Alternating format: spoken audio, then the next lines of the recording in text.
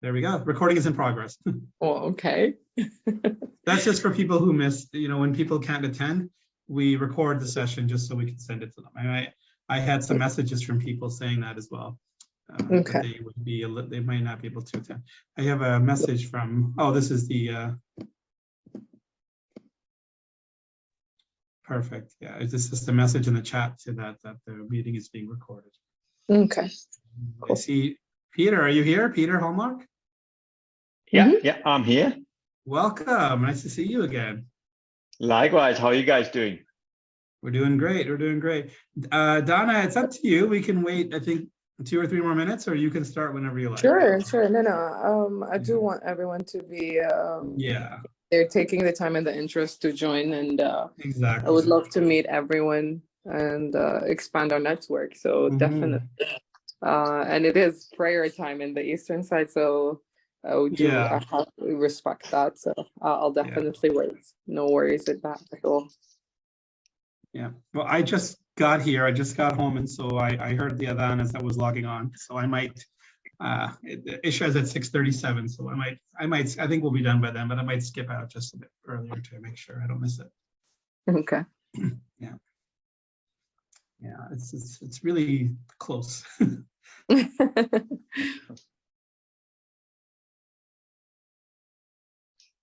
Just make sure there's nobody else waiting. I think we're good. So just out of interest, how long time do we think the session will take? I just need to plan some logistics, or I need to be on the move. Sure. Dana, would we say 1 hour at the most? Yeah, the maximum. I don't think we're gonna take that long. I don't have that extensive experience. You're too modest, Dana. You're too modest. You're very modest, mashallah, very modest. So it's a discussion and sharing, perspectives and experience. Exactly. So hopefully, you're not gonna be more than an hour max. Yeah. Just for those that are here, a bit of context on exactly what Donna said. One of the things that we try to do with community practice, and in this community practice, is that we learn from our speakers, but we want to have a chance to discuss with each other, and especially related to the topic.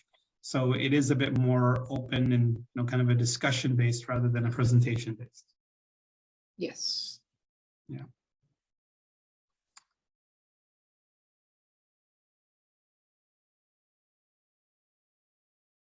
I say 1 more minute, and it'll make it 5:35, and then we'll just get started.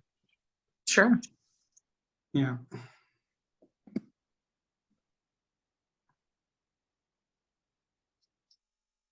And feel free, anyone, if you would like to turn on your cameras, you don't, feel free to do so.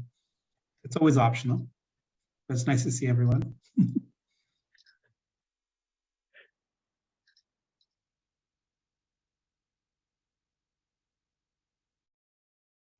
Well, I'm going to go ahead and introduce you, get started. So, Assalamu alaikum, good evening, everyone. It's my pleasure to introduce Dana Hussaini, who is our discussion lead this evening.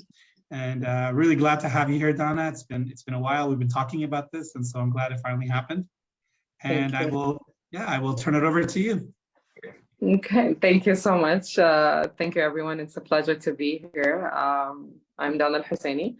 I'm the head of talent management at SMB Capital. I will be talking about my experience during the past few years in coaching and implementing, let's say, coaching within the organization, and how did my organization try to develop a coaching culture. I'll try to answer some of the questions that you posed and shared with Salman. And please do feel free to ask whatever you feel like asking. It is, as Salman said, it's a discussion. I'm in no place to preach about coaching, especially to you guys in the ICF. So I'll try to explain my modest experience in doing so. And yes, I'm here to discuss my personal experience. In no way I'm sharing or speaking on behalf of SMB Capital. So I graduated in 2011 from the University of Pennsylvania with a master's degree in science, in organizational dynamics. I was extremely interested in leadership, and so I got, with the master's, I got 3 certificates: leadership management, change management, and global organizational studies. So when I joined NCB Capital at the time, I was joined as an associate in talent management. And the first project or assignment that I got was to introduce in mentoring and what is the difference between mentoring and coaching.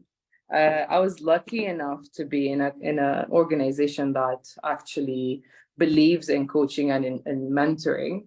And I've started to, dabble into the actual practice of coaching and mentoring.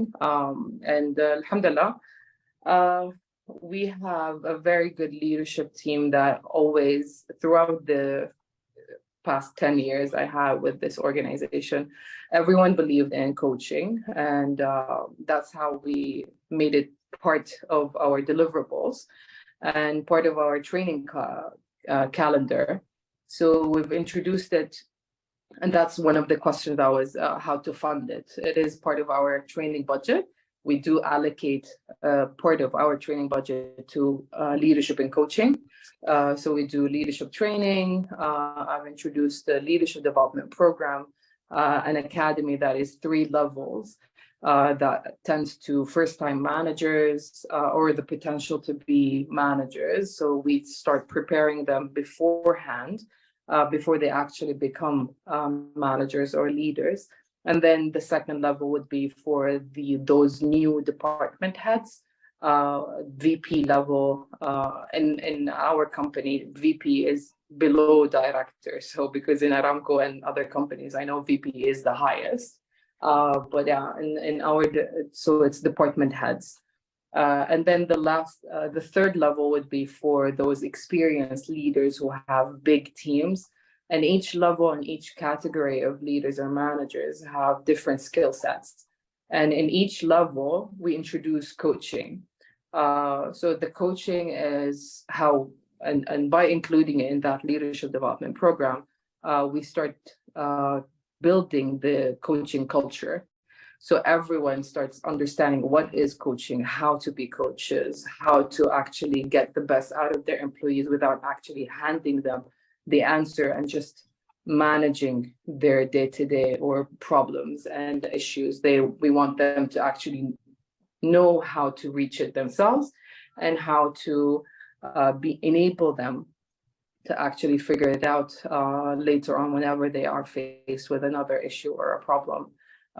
They don't have to always have their manager or leader next to them and to guide them. So they need to develop that independence and actually grow their own way of thinking. So that's how we started developing the coaching culture.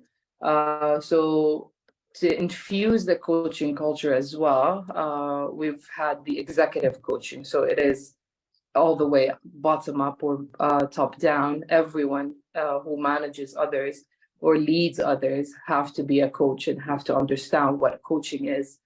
So the leaders would have executive coaching sessions with their executive coaches from around the world. The CEO has his own executive coach from an international firm. And we do have 360 sessions as well to actually make sure that these coaching sessions and these new processes or behaviors from the leaders are panning out and actually delivering and making a difference in employees' lives. Also, we've included part of the leadership assessment by the employees in the annual employee engagement survey. So we make sure that it's, because it is part of our culture, there are a few questions within the employee engagement survey that my line manager is always there to coach me. My line manager is always there to support me whenever I need help or stuff like that. So we're trying to incorporate it into all of the different aspects of the responsibilities of the leaders and the managers. And to make sure that the leaders take this engagement score to heart, it is part of their KPIs. So they will be impacted if the scores of their employees is getting better or is getting worse. So they have a personal stake into making sure that this happens and that they improve the employee, let's say, engagement and how they lead their teams. So that's, let's say, the beginning and how we implemented that coaching experience within SMB Capital. We continuously evolve and add to it, and you know, leadership and coaching is a massive area that can apply to a lot of things in our lives, and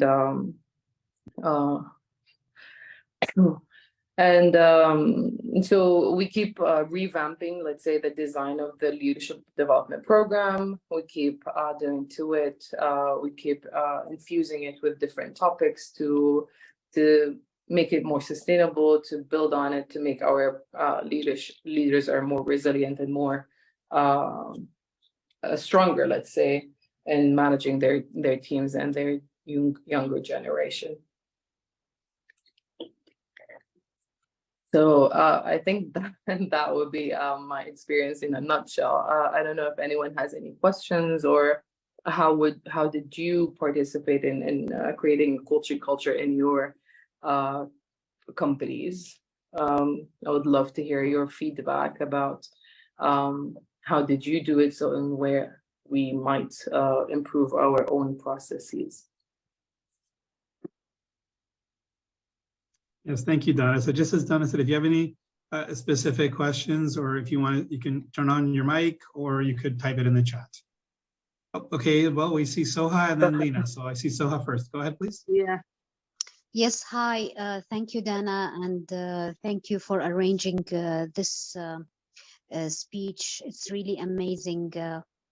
I just would like to know, now, of course, your experience to us is amazing. I wish we have a similar experience, but I would say that's extremely challenging for everyone here. How was your experience in the beginning? How were you able to overcome the challenge of making people accept the coaching culture? Okay, thank you so much, Soha. A pleasure to have you on board. So, as I mentioned, I was lucky enough to be in a company that the leaders are well versed, and they believe in leadership development. When we started the leadership development, we didn't really have any issues that we wanted to solve. We were actually proactive. Our leaders, alhamdulillah, were good and not, let's say, not perfect. Nobody is, but they are accepting change, and they want to develop. So that's let's say, the key to any kind of development program. The willingness to admit that there is room for improvement. Our culture, alhamdulillah, is very development based. We love developing ourselves. We love developing our employees, our trainees, our graduates. We do develop our colleagues. We give feedback. So it is part of our culture, let's say. We did have a few people who did resist. I'm not saying it's utopia. Of course, we have people who would be challenging and would refuse. However, with the support of the CEO and the board, when they say that they all are participating in this, nobody wants to be left out. So they all would be willing to do that. And yeah, so alhamdulillah, with the support of the CEO, the leadership team, they all participated, and they benefited from the executive coaching, and they made sure that their line managers as well start implementing. We did have a merger last year, not last year, it was 2021. I still think it's 2022, so I'm still adjusting to that. So in 2021, we had the merger, so we are still, settling down, and we have already started with the new leadership team, the same approach. And alhamdulillah, the new CEO also supports this. And he is leading by example. He is pushing all of his DRs to actually follow through with the leadership development program. It is an 8-month journey that we have for the leadership development program, for the leadership executive team.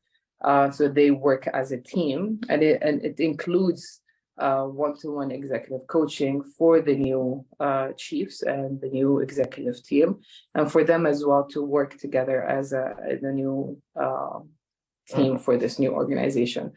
We are facing a bit of challenge, but with the support, as I mentioned, from the CEO, they are, let's say, accepting it more and more every day. I hope I answered your question, Suha. Yeah, thank you, Dana. That's amazing. Thank you.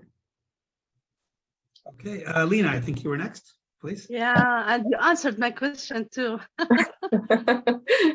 And my question was, what about the internal customer, and that if you faced any cultural resistance, and you already answered it.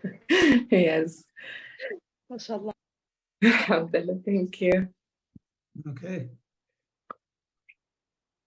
Does anyone else have a question or a comment before Donna might ask us some questions? I will ask a question. Yeah. Tell us about the feedback from the employee, the newly head department that you are preparing them to be head of department. So how is their experience? What is their feedback? Alhamdulillah, it's been very, very positive. We've done a lot of developments, let's say, over the past almost 9 years. We started the leadership development program in 2014, and we started with one vendor, and we focused on one area, how to manage others, how to manage yourself, how to manage the work, and then move into leadership. It was very good from the beginning, and then we continuously revamp and listen to the feedback from the attendees, and that is our process for all of our training offerings. We listen to the feedback from the audience. Okay, so what do we need to improve? It was too long, it was too shallow, it was too technical, it was too deep. We didn't have enough time to go through each and every item. So we keep revamping it, and we listen to our culture and the issues that we have from the line managers, from the employees. We're very close to our employees. So because we are a small organization, we have daily interactions with our colleagues in different levels, different departments. So we keep feeding that into the design of the leadership development program. Okay, so we have an issue here. We need to develop a delegation. We need to work on performance management. We need to develop communication, interdepartmental communication, collaboration, stuff like that. So how coaching, how mentoring are supporting their learning and development. They're not clear in their communication, stuff like that. So we keep revamping it. Until, alhamdulillah, in the past year or so after the merger, the new line managers or the new heads that we recruited have an amazing experience. And they say that they've never had something similar. We shifted providers, let's say from 2014, we were working with one provider who pulled out of the Middle East, and we had to look for other vendors. So I did my research. I interviewed a lot of providers, Oxford, let's say, different executive education, executive leadership, and coaching providers from across the world. And we've decided to go with Ken Blanchard, the situational leadership creator, and have that as the most, let's say, from my perspective, is the most agile, most resilient type of leadership, and how the leaders need to be adapting to their employees and teams' needs according to the task at hand. And yeah, so alhamdulillah, the feedback has been very, very good so far, because it includes all of these different factors and different feedback ways to improve and change the content of the program. And you again answered the question that I want to ask. Alhamdulillah. After merging the banks, the Samba, with the NCB. Because you just mentioned 9 years of experience that you had. So I was like, my next question, okay, what's happened after the merging? Alhamdulillah. I'm good. I'm good at reading people. Alhamdulillah. Good. So I thought you had a question as well.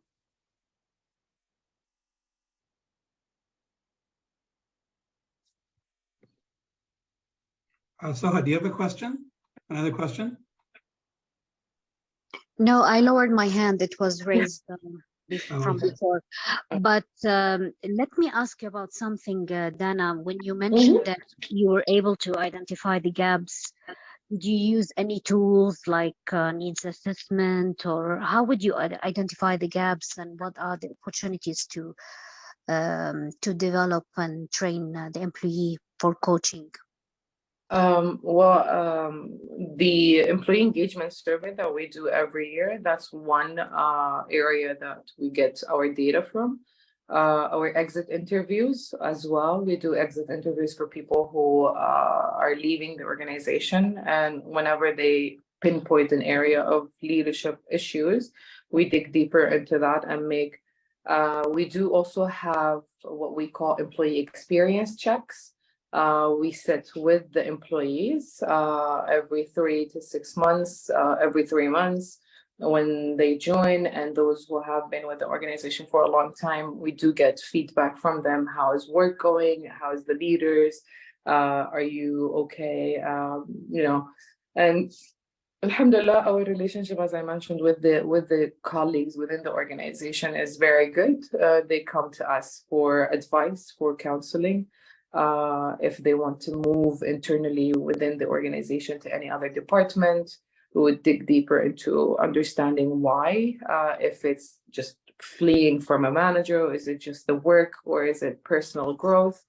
What are the reasons that would actually drive them to request that change?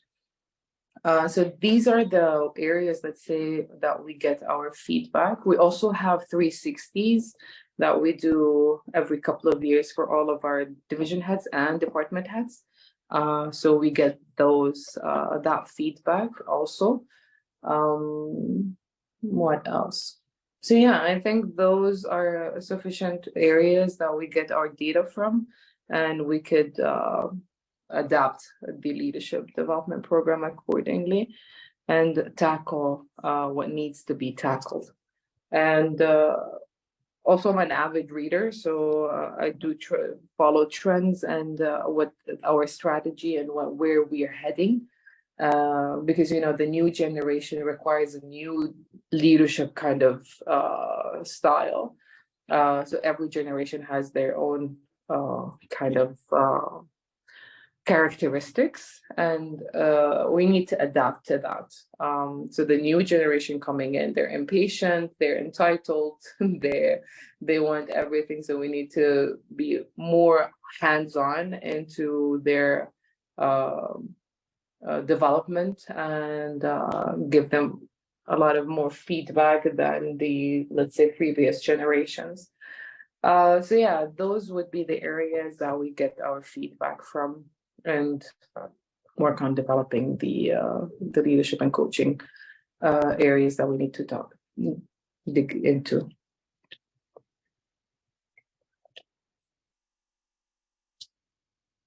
I hope I answered your question, Soha. Absolutely. Thank you so much. Thank you. Perfect. Is there anyone else before I jump in with one of my own? Okay, I guess I'll go next then. So for me, what I'm really interested in is how you manage to get leaders in finance to kind of buy into the idea of coaching. I'm just very interested in how, it's sometimes easier with people in HR or people who are in leadership roles in general to kind of see, okay, we are talking about the transformation of an employee, and that they're being their best self, or they're making a residence choice, or seeing their blind spots, or whatever we talk about with coaching, right? But when you have something that's so result oriented like finance, how do you get the leaders to buy into that? Well, when they see the value of the coaching, and they see the value of the actual mentoring and the impact that it has on their employees, and how learning these new tricks and let's say methods of getting the best out of their employees. We are extremely performance driven. Our organization is very dynamic. We are the leader in the investment industry, and we got there because of these practices. So the CEO who came on board in 2014 truly believed in human capital and truly believed in the need to develop talent, and that everything is going to be driven by the people. And if we take care of our people, they're going to take care of our business, and everything is going to fall into place. And Alhamdulillah, when Ms. Sarah came on board, we had this amazing shift, and all of the leaders have that same mentality. They believe in human capital, they believe in talent management, and the need to have the best talent. And they recognize the need for them to lead and give them the comfort and the enablement to actually perform. And alhamdulillah, they saw the value. We had a bit of challenges at the beginning with the executive coaching. Some of them did not accept it, so we changed, let's say, vendors. We had 2-3 vendors delivering executive coaching, so we're vetting across the 3 vendors, and we stuck to one, and we continuously change. So yeah, they saw the results. They saw how the impact that they, let's say, the change that they had impacted their employees, and how they thrived with the new kind of leadership style. And alhamdulillah, as I mentioned, we didn't have a completely different way of leading people before we started this. We did have like the good kind of leader, so it would not be resistant to development or changing their perspectives and their ways. Thank you. Wow, I was writing down notes as you're speaking. So thank you. Just you mentioned at the beginning, like they saw the value, and you mentioned one thing was the impact of how leaders are able to get the most out of their people. Is there any other like I guess indicator of the value and impact? I mean, apart from leaders being able to motivate or influence employees, was there anything else that you noticed as an impact of coaching?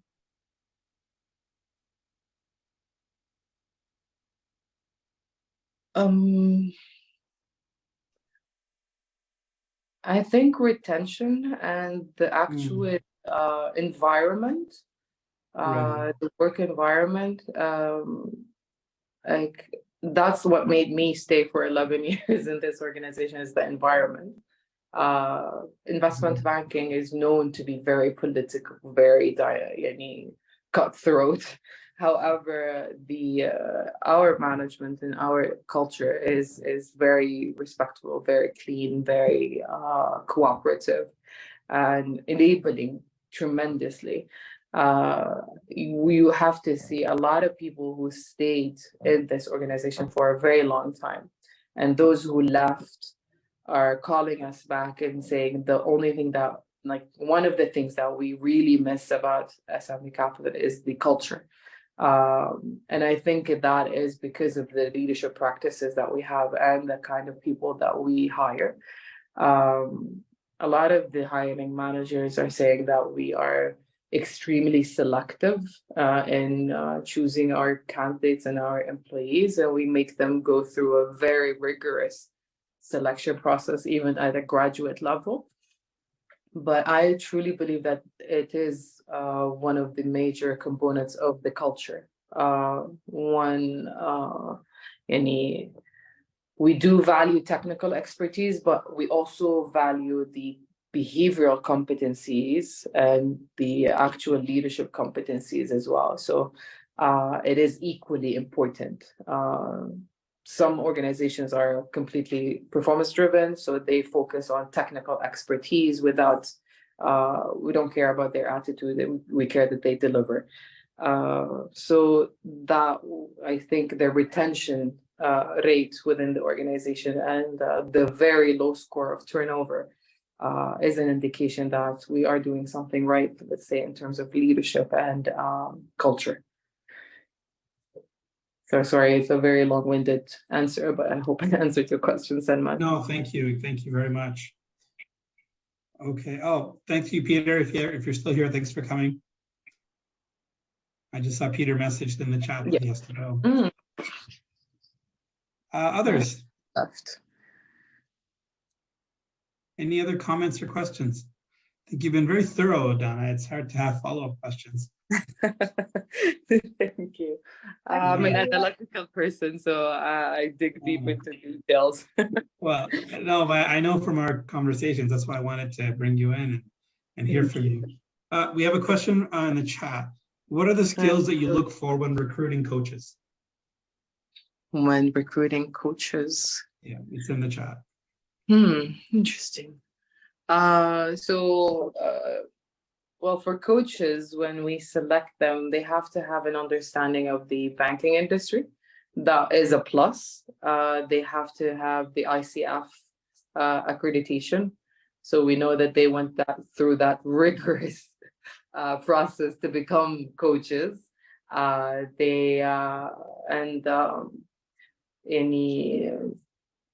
We do that chemistry check. We do that because we truly believe that it's a relationship between the coach and the coachee, and they need to understand each other and they need to have that chemistry so they can be comfortable and actually benefit from this relationship. So we do those chemistry checks. Complete understanding about the coaching and the process. And the background of the person. So they need to understand the mentality for our executives or our teams, where they're coming from. So it's good if they have worked in an investment or a banking or financial services industry, or with a client who did do that. So they understand what our teams are going through. And sometimes they have those massive egos, so they would need to actually understand how to manage that and make sure that they try to get them to understand and implement what the coach is trying to share with them. So yeah, that's basically it, I guess. Thank you. Okay. I see Karen. Karen, please. Hey, good evening, all of you. Dana, thank you so much for sharing this. And Salman, thank you again for organizing it as usual. So I recently completed a project in Riyadh, and I'm getting ready to come back with another company, a startup company with other colleagues. And I know, budget is always a sensitive topic to speak about, but I'm just wondering if you're able to share perhaps, a range of maybe when you started back initially with the CEO's initiative, what did you actually budget for coaching and leadership development in terms of really wanting to create this coaching culture? Are you able to share some numbers? Sure. I think we started with maybe 200,000, 300,000 real. And now we're up to, I think, between executive and leadership development program, and because it's 3 levels and it encompasses all of the leaders and everything. So I have to say maybe around 1 million. Right. Saudi Okay. riyal. Yeah. You said that it's top to bottom now. So you Mhm. have about what, 500 employees? Is that right? Around 400, yeah. 400. Okay. And we Thank have you. around 13 division heads, 1 CEO, around 33 department heads. So around 50, let's say, will be going through the 360 assessments. But then when you look at the lower levels, like unit heads or section heads or team leads, that becomes a bigger pool as well. So another, let's say, so 100. Okay. Excellent. Thank you. I did course. reach out to you on LinkedIn. I would love Oh, to really? connect. Yes. No, I'm very impressed with your background and what you've done. Have you ever applied for the ICF, the Prism Award? No, I haven't. Oh, Dana, this is a great case study. Oh, really? Oh, absolutely. The Prism Award is all about creating a coaching culture in organizations. And you have these years now of data, and with all these metrics that you've been capturing, I really encourage you. It was a Saudi company who won it 2 years ago, I believe. Salman, correct me if I'm mistaken about that. Actually, yes. So the last one actually was won by a Saudi company with the Food and Drug Administration. And a couple of years ago, I'm trying to remember how many years ago now, it was STC also won the Prism Award. Yes. Nice. Yes. Yeah. So, you know, to Salman's point about SFPA, thank you. Yeah, and as Salman's point about, you know, financial industries. I mean, I have coached leaders in the financial market, and you're right, it is different in terms of what they're looking for. So again, just another plug for really looking at that Prism Award application, because it's another way to educate, you know, coaches and other companies. You're really promoting coaching across Saudi, across the whole Gulf region. So thank you for that. Well, we do provide, you know, guidance and support to anyone interested about applying for the Prism Award. So certainly we can talk more, Donna. See, I mentioned this to you in one of our chats, and so now it's reinforced. So there you go. Absolutely. Sure. And I know this might embarrass Karen, but Karen was my first coach and my first mentor in coaching. So great to Thank you, Salman. It never embarrasses me. I'm just very proud to see where you got, where you're at today. So thank you. Thank you. Amazing. Yeah. Amazing. Thank you so Lena, much. go ahead, please. Your hand is up, so please. Yeah.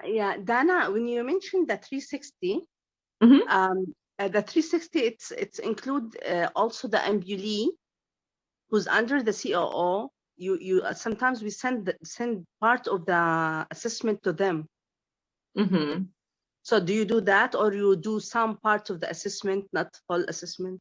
No. We can do complete full 360 assessment. So let's say now we're doing it for the executive. So we have the line manager as the CEO. We have the peers. We have all of the categories in the 360. So manager, self, peers, direct reports, and others.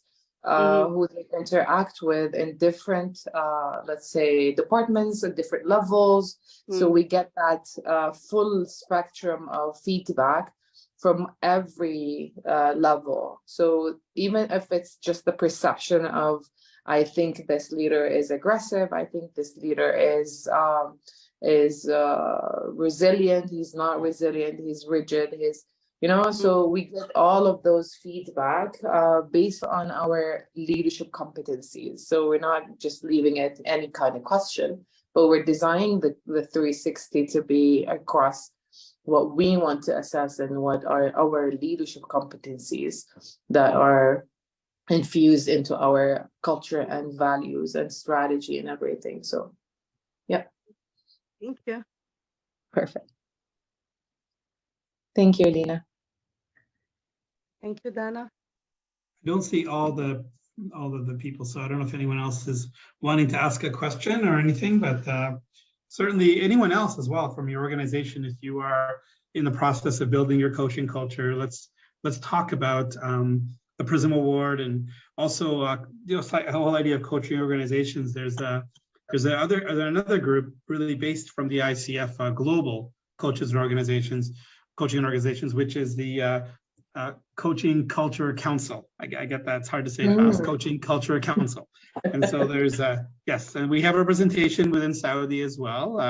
And so as well, but please be on the lookout for any kind of notice about that, about how you can kind of build the coaching culture in your organization with with I guess support from colleagues in the kingdom, and well, this is actually the region, the MENA region, but we have a presence from Saudi as well. Nice. I just want to welcome Haytham Al-Masfi. He just joined as well. Thanks for coming. He's co-host, and he's a member of the board, Director of Knowledge and Information. So Haytham, if you'd like to say hello to us. Hi, Haytham. Hi, Dana. Hi, everyone. Thank you for inviting me, Salman. I'm sorry, I'm just left my office now. Sorry for late joining. Hope you enjoyed it. Not at all. Not at all. And we are recording, so you'll get to hear all of the questions and the detailed answers. Yeah. And I'm getting messages. People are actually still about to join, so it is a fluid time. Yeah. Any other questions, comments, anything else you'd like to bring up for our group discussion? I mean, there's a lot in this topic, and I think my experience is that once we're done, people come up with questions that they wanted to ask an hour earlier, and then I love getting those messages. And what about this? So that comes up now. We always know what to say after the session. So Haytham does have a question. So go ahead, Haytham, please. Haytham. Yes, please. My question is focusing on just a simple brief. In my company, we initiate a coaching office, and now we are running an executive coaching program. What I'm faced now in managing these projects, it's related to the engagement of the stakeholders and managing the expectation, especially that we have some people from the C-level. The first exposure for them in the coaching scope. My question in simple, straightforward words, how to improve the engagement and manage expectation of the stakeholders. Well, thank you so much, Haytham, and good luck with the executive coaching program. We do have the executive coaching and at SMB Capital, and we do have the support from the leadership, the CEO, and if he continuously pushes his DRs to actually deliver and engage and complete the assessments and the sessions. And I did mention previously that for us, the coaching culture is infused into different areas, and it is, let's say, even when in the employee engagement survey, it is part of the division heads and department heads KPIs.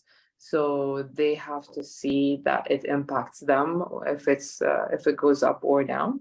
And that is linked to how their employees feel that they are being coached or not, they are being developed or not by their leaders. So it's both a bottom up and a top down approach.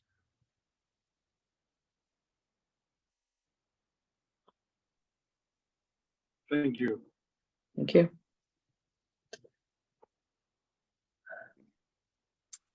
Thank you. So are there any others? I'm just responding. Some people are trying to join even at this time. Oh, there we go. We have Dana, a special guest just for you is Frederick. Hey, Fred. Where is he? I think he's just connected. So oh, yeah. Okay. I think he's on. Frederick, you there? Yes, I'm there. Okay. Hi, Fred. Hi, everyone. How are you? Yes, I'm doing fine. Obviously, when I was told that you would be there presenting, I said, well, what a bummer that I am having a conflicting meeting, but I would not miss the opportunity to say hello to you. Thank you. Thank you, Fred. So I can't see anyone. Oh, now I see you, Salman. Yeah, And, it's I everyone don't seems know if to you have the their other cameras people off. with us today. Yes, I see that there's some more people.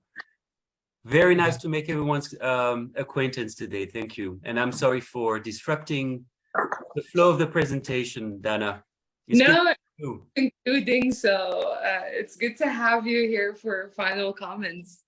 Ah, I haven't heard anything. So I was hoping to be more of a listening ear than anything else. But anyways, thank you so much for having me. Thank you. And I understand you're approaching the end of the time together. Yes, about 20 minutes left. Yeah. Less than that, actually, yeah. Yep. All right. So who would be so kind to offer me a quick summary, a 30-second summary? Would that be you, wow. Salman? I'm going to leave it to Dana. She's in charge. Oh, wow. So, yeah, I just walked through the process of how we developed the coaching culture and how did we infuse it into all of our processes. Where did we get our feedback to continuously improve our leadership development program? And what are the leadership development programs that we have in place, and why do we have it? How did we face challenges? How did we overcome them? So the team were gracious enough to actually pose a lot of questions and share their views and guide me into answering because it's been alhamdulillah, it's been a lovely journey throughout the past 9 years with implementing leadership and coaching in SMB CoP. We are a small organization, so it was easier to, let's say, control and actually see the benefits and convince people. So we have close relationships with each other. I imagine it would definitely be much more difficult in a bigger organization. In 1,000 or 2,000, or maybe in Aramco, it's like 50,000 employees. So my heart, Salman and the team in trying to do coaching for all of these amazing people in Aramco. So yeah, that I'm not sure what we had discussed. That's so nice of you to share that. And I know you, Dana, have the pleasure and the honor to know you, and I know your drive and your passion and your leadership. So I know that even if you were in a bigger structure, you would make magic happen anyhow, whether it's around coaching or anything else. So I know your drive, and it's just unprecedented. You're a force of nature, that's for sure. That's for sure. You're always humbling me with your kind words. Thank you. Well, yeah, no, absolutely. Okay. Salman, over to you, my friend. Yeah, no. I mean, just been having a continued discussion. So if there's continue the discussion, if there's anyone else that would like to share any feedback, any thoughts, or any questions, we're in the last 10 minutes. It's a time where a coach might say, what do we need to say to, how can we partner to make a meaningful end to our 1 hour? So I'll throw in my coaching speaks there. Please. Yeah, I would like to share. Oh, sorry, please go ahead. Sorry, Soha. Just one last question. We can't have enough of this wonderful speech, Dana, and your experience is really amazing. Something to learn from. I don't know if you have mentioned this, but how were you able to measure or to track the performance improvement? Have you mentioned anything while presenting? No, we did. We did, let's say, briefly touch on it within the competencies. Our performance management is split 50-50 between KPIs and behavioral and leadership competencies. So at a junior level, you have only the core competencies. However, when you start manager and above, then you get the leadership competencies, and there are descriptions for each level. And they are assessed on an annual basis on that. So they're exhibiting these kind of behaviors or not, and that, let's say, is included. So they really need, each and every employee would be very invested into actually delivering their KPIs and behaving in the way that the organization dictates or expects from them as leaders to behave. Mm-hmm. So yeah.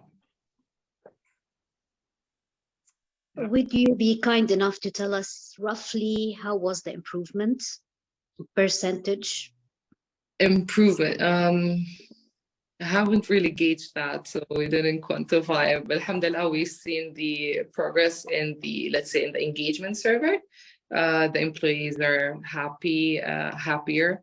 We had improvements into the scores in active leadership specifically, because in the engagement survey, we ask about everything about the organization, but there is a specific section for active leadership. And that has been improving since we started implementing it over the past 3 or 4 years. Alhamdulillah, if we increment, let's say, it is not a huge jump, but because it is behaviors and it is, you're dealing with people, you don't really see that big of a jump. That will be concerning if it's in a 1 year jump. So it is gradually improving, alhamdulillah. And yeah, it's it differs between division and division, and depends on the actual attitude of people with the workload and how they're handling it, and how the teams are, you have people leaving, coming, and new joiners. So those are a lot of factors that makes the percentages change over the past few years. Mm-hmm. Okay. So you're on mute. Right. Thank you so much. Welcome. Thank you. Is there anybody else who would like to? There's been a lot of knowledge sharing tonight. Thank you so much, Donna. I'm really, my head's so full here. It's really nice. Thank you. I want to share, since Frederick's here as well, and I want to share as a way of kind of ending our time, before I thank Donna, of course, just my favorite quote about coaching and mentoring. And that exactly is that coaching is uploading genius, mentoring is downloading genius. And I just love that quote. It's actually on my wall in my office too, so I thought I'd share that. So with that, Donna, I want to thank you on behalf of all of us here in the ICF KSA chapter. Thank you very much for coming tonight and sharing your expertise, and there's just, mashallah, so much of it. So I'm really glad that this was recorded. I'll probably be listening to it again myself and sharing with colleagues too. So I want to thank you once again on behalf of everyone, and yeah, let's keep this conversation going. So we've got our WhatsApp group, and if there's any feedback or comments or any other questions or any other way we can continue this great discussion, please let's keep doing it.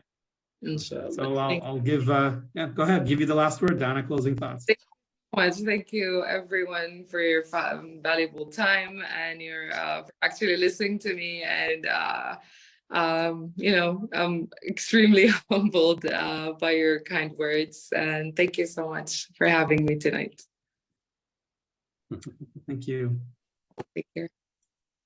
Thank you very much, everyone, for attending, and please keep an eye out for our next session as well, and we'll be continuing this great dialogue moving forward this year. Thank you very much, and have a nice day. Organizing this. Thanks, Thank Salman. you, guys. Thank you, Thank you, Dana. Thank you. Allah barik fik, Dana. Thank you, Salman. Thank you. Bye. Bye.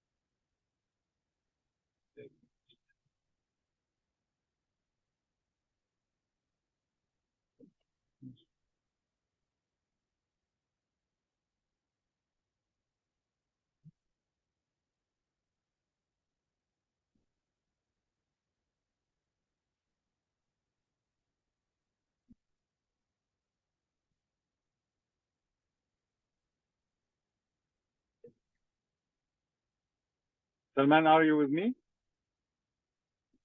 Yes, I'm here.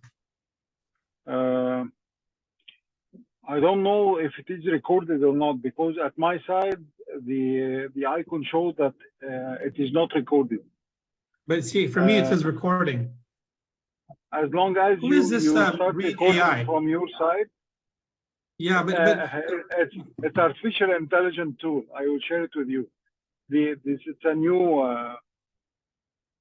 a new application that will track the engagement and the performance. But as long as you mention the starting recording, once you close